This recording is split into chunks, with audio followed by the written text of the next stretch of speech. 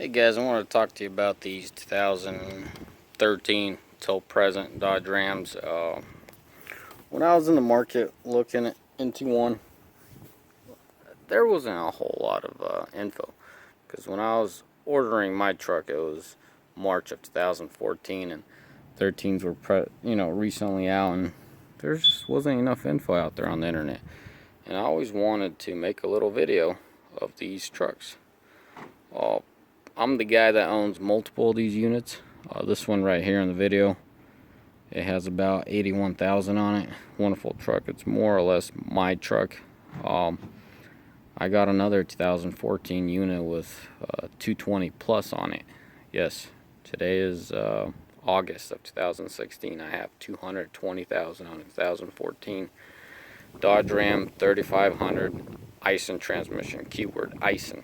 Don't believe that Chrysler bullcrap. They can't build a tranny for crap. Keep in mind, these trucks are not driven around as a pickup truck. They're more or less used as a tractor trailer. That truck with 220, it really hasn't seen a day without a trailer. After 1,000-mile braking I did myself, took it out to the coast and back. Anyways, more or less this video is for a simple little review of a person thinking about buying these. See, I came from a 99 a Dodge Ram 6-speed, so those second gens, they have wonderful reputation. Until today's day, I really regret selling that thing. I was just too far into my business. I was just didn't have time to mess with it, so I juiced it all out and sold it to a farmer. And I regret it. That's what I knew. Second gens have good reputations. What about these? You got horror stories from, what is it, 04.5 till 07 5.9s. Those injectors just eating up the engines, pretty much burning through the pistons, and your 5.9 legendary engine is down to the crapper just because of injectors. And then once 6.7s came in, the stories never got any better from there. So when I was buying a 14 6.7, I was skeptical and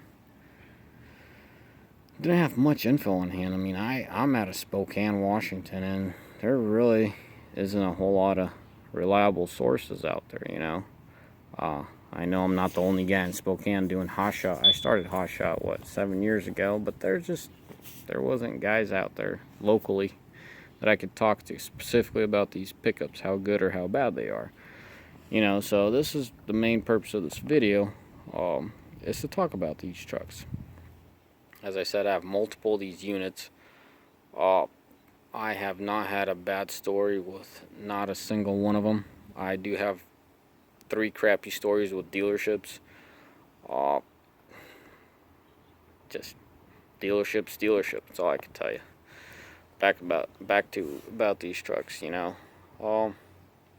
As far as the engine goes, yes, I have deleted trucks and I have non-deleted trucks. That truck with 220 plus is a non-deleted. It's all original, all factory truck. There's nothing wrong with it. At 220, I'm not losing oil. It's a solid truck. No, I'm not telling you that system doesn't ruin anything. I'll be the biggest hypocrite, because I'm running 50-50. Anyways, meaning 50% deleted and 50% of them non-deleted. I am leaning going towards all deleted trucks, simply because I see the temperatures that the coolants ran at, the oils are ran at, and that reflects so much heat in the engine bay, reflects on the tranny.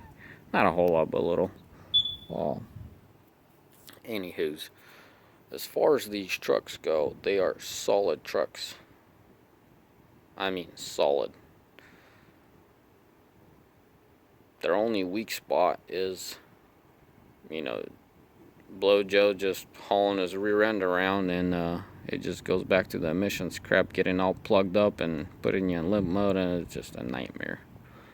If you're a regular Joe and you have one of these pickups and you just haul your tail around in, I don't know, wish you luck.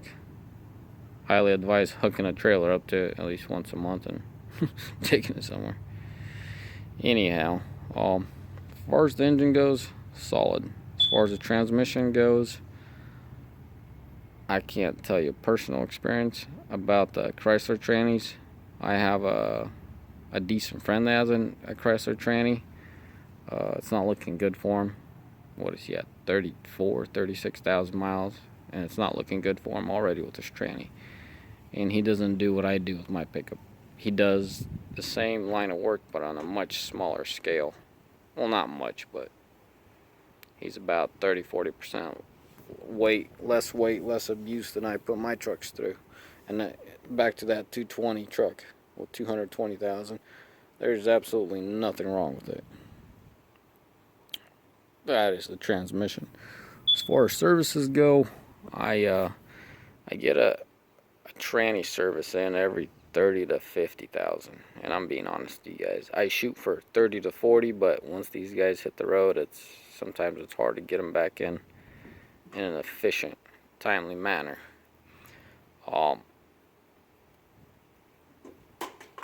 It's just the way it is, you know. And as far as the services go, that includes a filter and oil, and what else? That's it. And then the driveline. I have not rebuilt no U-joints, no rear ends, nothing for those 220,000 miles. They still feel solid. Every oil change we do, we inspect the truck, still feels good. Now the brakes. I had good drivers on that pickup, and I hit 200 early in the 200 mark. And I did my first set of pads all around, and that just freaking blew my mind. My 99, I'd do a set of pads all around, every 30,000 miles. And now going to 200, that's just crazy. But an average pickup, I'm noticing, is probably going to make about $150, $170. 150 to 170,000 mile brake job all around, which is fairly impressive. It really is.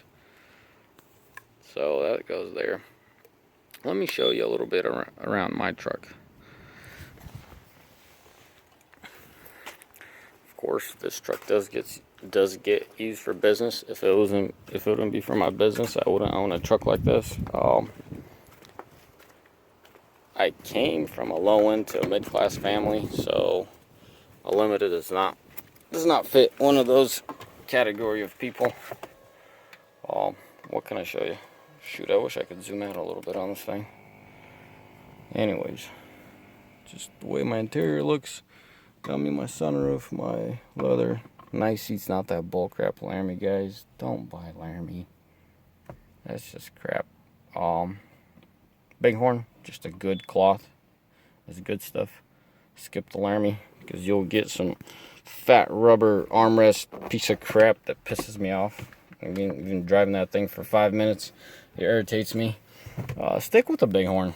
Bighorn is a good work truck for you. And as far as company goes, you know, letting other guys drive. Tradesmen's. That's what my work trucks are. Tradesmen's. They have good, you know, tough material. It doesn't wear that quick. It doesn't rip. You know, at 200-something thousand, my seat, you know, it looks good. There's nothing wrong with it. Hey, it's buddy Dave. That's Dave, my little son. Anyways, this kid loves his trucks. Told Dave, Dad's gonna make a video. He's like, cool. Well, you park your Ram. That's his little Dodge Ram you saw up front. But anyways, here, let me show you the mileage on this thing.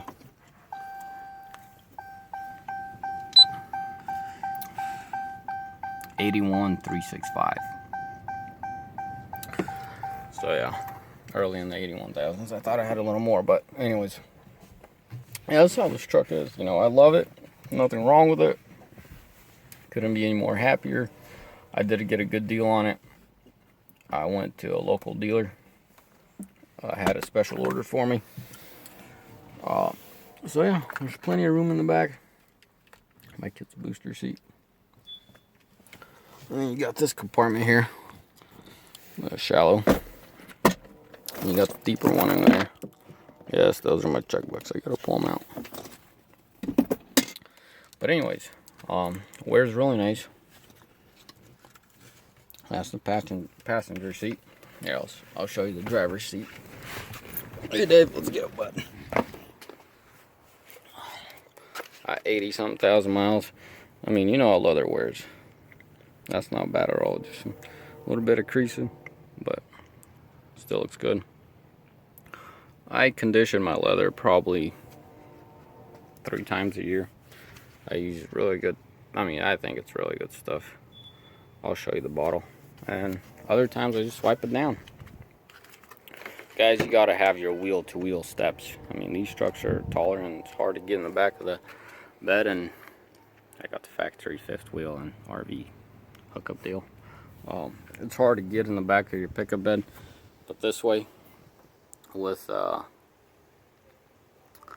side steps, you get in here. Oh, as far as the center mount cargo camera, oh my god, that's a must. You gotta have it. If you have an opportunity to order a truck, go ahead and make sure that's in there.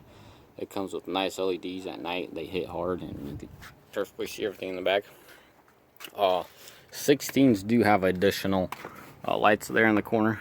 Once you open your tailgate, they hit pretty hard too, and they're nice. 13, 14s, you know, they're identical. The 15s, I think, got like a 15 pounds of torque increase. You can't feel it. It's a joke. Nothing else is different. Then the 16s, they changed out. The 16s changed out little cosmetic stuff. I mean, really, really small stuff. Nothing even worth mentioning. Well, hold on a sec. The 15s, they went to a single radiator. For some reason, in 13s, 14s, they thought it wouldn't have enough cooling, so they did a dual radiator. I'm not seeing a difference. According to the gauges, I'm not seeing any difference in cooling, you know, capabilities or anything. So it's just a waste of money on the manufacturing, the producing portion, and then obviously it's going to reflect on maintenance. It already did. I'll show you. About every 100,000, you're going to have this hose that goes south on you. Can't do a damn thing about it. Hey, Dave, give me some gum. Thanks, man. So anyways, at about 100,000, you're going to have this hose go on you. This guy right here. So this is a 14. So this is your main radiator, and that's your secondary radiator right there. So right here, they managed to get a plastic clamp in here. This is going to go. At about 100,000, it's going to go. Give or take. I've had some at 120. I had some at, I think he had 72 or 75. So it's just, so the 15s, 16s don't have the secondary hose. Yes, and I do own 15s and 16s, and anything else is pretty much the same. This is quote unquote my truck, but lately we've been really tight on trucks. I own multiple units of Dodges. I needed a shop truck / a backup truck. I bought me a 99 Ford 6.3. It is double, at a minimum of double cheaper. I mean, 2 times cheaper than the, you know, the 6-speed Dodges around here, second gens. Guys are just charging ridiculous money for those things around here. But anyways, that 99 Dodge, excuse me, that 99 Ford that I bought for a backup truck, it was just giving me nightmares. And this truck gets used a lot more than I want it to be. I got this phrase in the company: the limited is off limits. Well, when the Ford ain't running, limited gets used. Cleaned it up yesterday, so it's decently clean. This is a S&B intake system. It's not bad. If I had to turn time back, I'm not planning on doing any big numbers with this truck, and there's really no real use for it. I mean, a necessity, a real need for this system. But it is a good system. It's not a waste of money. But if I were to turn time back, I wouldn't put the extra $300-something. It's just, there's no real effect of it. And then these horns, when you delete your truck, this thing right here just looks good. Realistically, I'm a very practical type of guy. Once I took it off, that plate right there runs across, what is that, about a 3-inch plate, runs across the whole, along the side of the head. I would call it an intake manifold for the engine. Well, the heater grids, I don't know if they're even half of the width of this and half of the length. So you got all this air going down into a, I don't know, a third of that, oh, a third is an opening. So I don't know, it's pointless, but it does look good. So if you're trying to make it a budgeted delete, get your tunes, come in here, unhook your EGR, go over there, build yourself some block plates. See that block plate? They're really cheap. You can buy them. I think they're about 90 bucks. They'll get you some freeze plug, a block plate, and then another block plate here for your EGR cooler, the antifreeze line. So that's what I would do.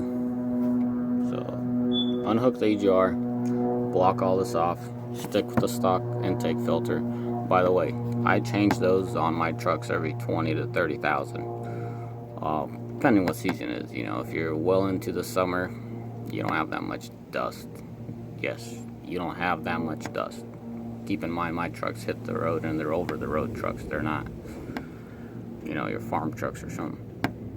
You know, springtime, getting after winter, a lot of dust and stuff. So we're about 20,000. Summer, we're 30, you know, dead center of summer, 30,000. And winter, we're about 30,000, you know, 20, 30. So I just keep it in there, 20, 30. The spring, just 15. I'll even change them at 15,000. Just, I really hate going past that 20, 25 mark. Anytime else, I just keep it between 20 and 30,000 miles. As far as the maintenance goes on this truck, I do engine oil every 15,000 miles. Yes, 15,000 miles. I use Schaefer's. It's deleted. It runs very clean. I'm not that jackass that smokes up the whole street. You know, sounds good, runs clean. My oil's clean. Stays clean for a very long time. Even at 15,000 miles, it's not all sooty and gritty and feeling like your engine's pretty much done, because you have, you know, it's the oil's so thinned down, it's full of sand. None of that crap. Anyways, functions of this truck. You know, you gotta have your steps, you gotta have your cargo camera. What else can I tell you? Limited is probably Bighorn, and limited is the way to go. I do have all the bells and whistles. I built this truck at the dealership, meaning, you know, went on their website, ordered everything I want. So everything you can check off on it. It's 2014. The only thing that was not checked off is a plow prep group, or snow plow prep group, something like that. That's about it. And as far as suspension goes, oh my god, this suspension is so much better than, what is it, 94 up to 2012. Even 2013's on the 2.5 or 2500s, 2.5s. So I gotta admit, this was pretty much stolen from a Ford. So you got one big old bar going back. No, the truck's doesn't ride smoother, but your steering wheel feels like it's there and it's not about to fall off on you, or something's about to go loose. What else can I tell you? Frame's a lot better. So if you're gonna buy a 4th gen truck, go with a 13 and up 3500. I got airbags on this thing. I tow heavy, so I need airbags. Rear diff covers. If you're not going to do big numbers, just go ahead and buy yourself the dually aluminum rear diff cover. I don't know, they're about $100 or something like that. Go to your dealership, tell them you want a rear diff cover, cooler diff cover, and all aluminum off of a dually.